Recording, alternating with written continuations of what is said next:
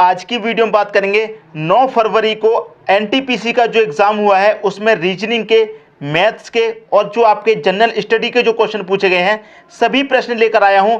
आप लोगों के माध्यम से जो प्रश्न मुझे मिले थे वो सभी प्रश्न इस वीडियो में बताने वाला हूं, तो आप इस वीडियो को अंत तक देखते रहिए। तो चलिए स्टार्ट करते हैं। देखिए कौन सा क्वेश्चन यहाँ पर पूछा गया है। सबसे पहले असहयोग आंदोलन कब प्रारंभ हुआ? तो इस क्वेश्चन का दोस्तों सही आंसर हो जाएगा 1 अगस्त 1920 को शुरू हुआ था, मतलब प्रारंभ हुआ था। अगला क्वेश्चन देखिए क्या पूछा गया है, ब्रह्म समाज की स्थापना किसने की थी? तो ब्रह्म समाज की स्थापना की थी राजा राम मोहन राय ने। ये इस क्वेश्चन का दोस्तों सही आंसर हो गया।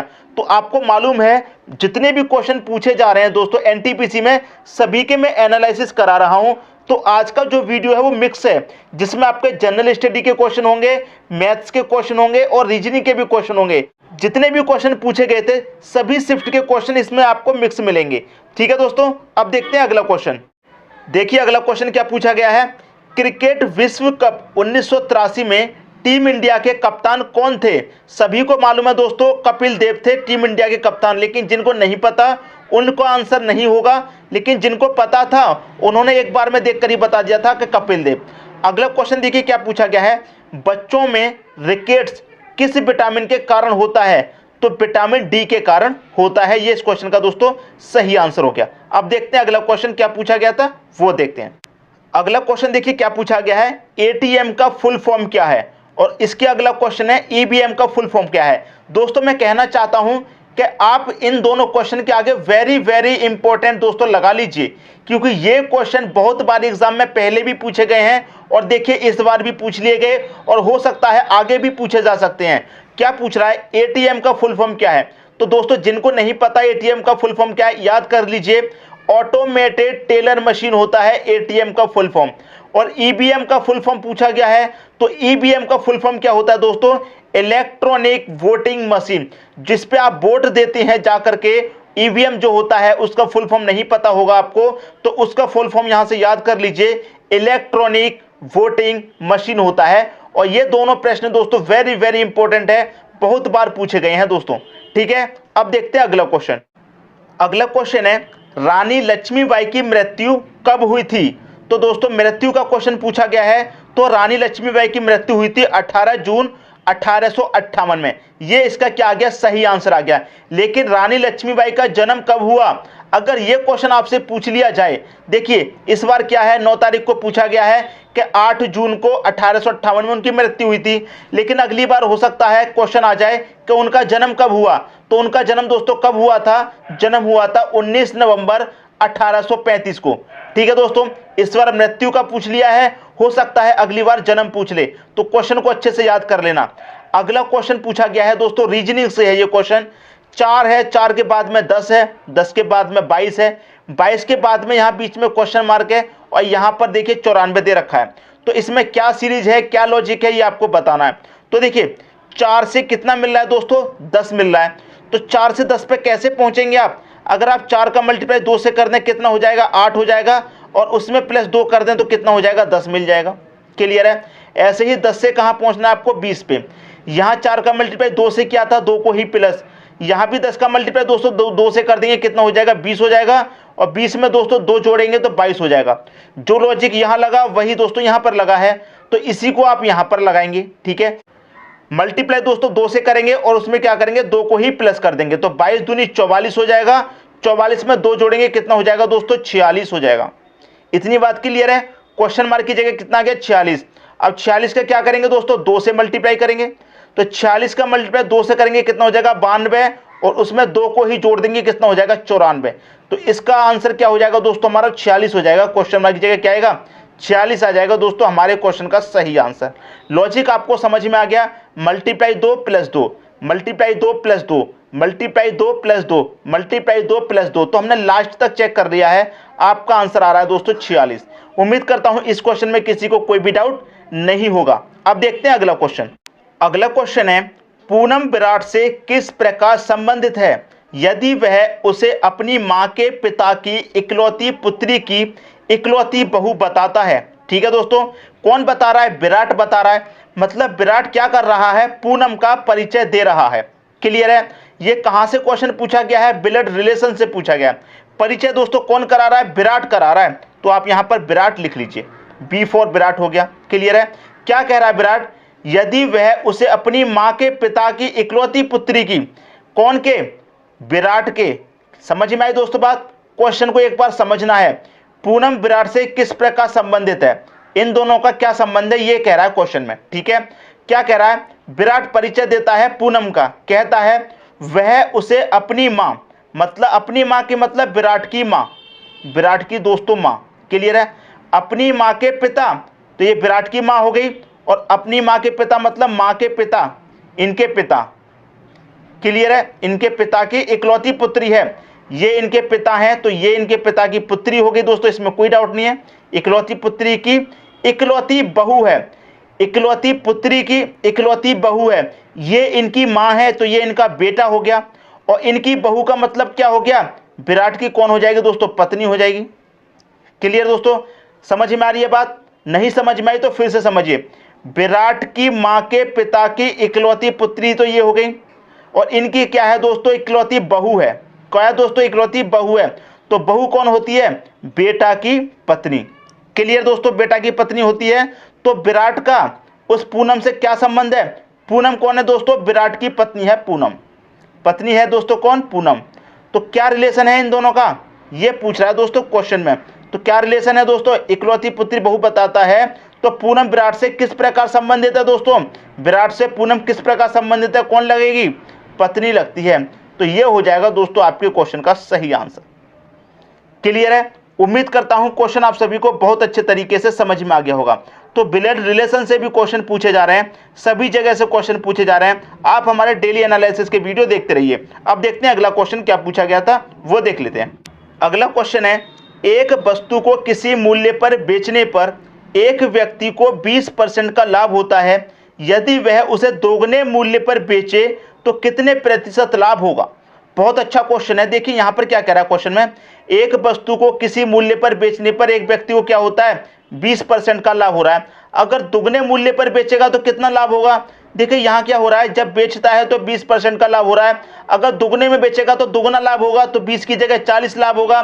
तो बहुत से स्टूडेंट क्या करते हैं, 40% पर सही कर देते हैं, लेकिन ये गलत है। समझिए क्वेश्चन, देखिए कैसे होगा। मान लीजिए किसी वस्तु का मूल्य 100 रुपये है। क्लियर है? 100 रुपये है और क्या करता है, उसे 20% का लाभ होता है। तो कोई भी वस्तु का मूल्य होगा अपने आप में 100% होगा, और 20% का उसे लाभ हो रहा है, इसका मतलब वो कितने में बेच रहा है? 120 में बेच रहा है। ठीक है, अगर वो उसे दोगुने मूल्य पर बेचे, यही तो कह रहा है, दोगुने मूल्य पर बेचे, मतलब 100 रुपये की चीज को पहले बेच रहा है 120 में, अब बाद में क्या करा, दोगुने मूल्य पर बेचे, तो दोगुना कितना हो जाएगा? 120 का दोगुने में बेचेगा तो मतलब 240 में बेचेगा। इतनी बात क्लियर है? दोगुने में बेच रहा है, मल्टीप्लाई 2 कर दीजिए। पहले 100 रुपए की चीज को 120 में बेच रहा था, फिर कह रहा है कि दोगुने मूल्य पर बेचे तो कितने प्रतिशत का लाभ होगा? पहले 100 रुपए को 120 में बेच रहा था 100 रुपए की चीज, अब बेच रहा है 240 में। कितने का प्रॉफिट हो रहा है? ये 240 में क्या है दोस्तों, 100 रुपए मूलधन भी तो शामिल है वस्तु का, तो ये 100 रुपए आप घटा दीजिए। 240 में से 100 घटा देंगे, कितना बचेगा? 140।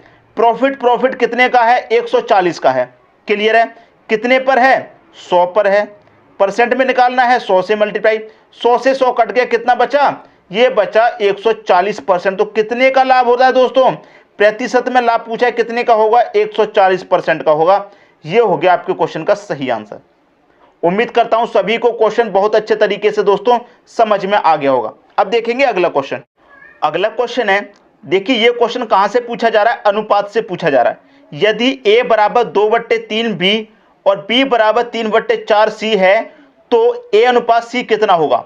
बहुत अच्छा क्वेश्चन है। अनुपात वाले वीडियो में हमने ये सभी प्रश्न कराए हुए हैं। क्या करा है? a बराबर 2/3 b है, तो यहां पर इसे कैसे लिखेंगे? ये b है, ये कहां जाएगा दोस्तों? इधर से a के बट्टे में आ जाएगा, a के बट्टे में b आ जाएगा, तो बराबर कितना हो जाएगा? 2/3 हो जाएगा। क्लियर है? यहाँ क्या है दोस्तों? b है। अब ये c है, ये कहाँ आ जाएगा दोस्तों? b के बट्टे में आ जाएगा c, तो कितना हो जाएगा? 3/4 हो जाएगा। इतनी बात क्लियर है?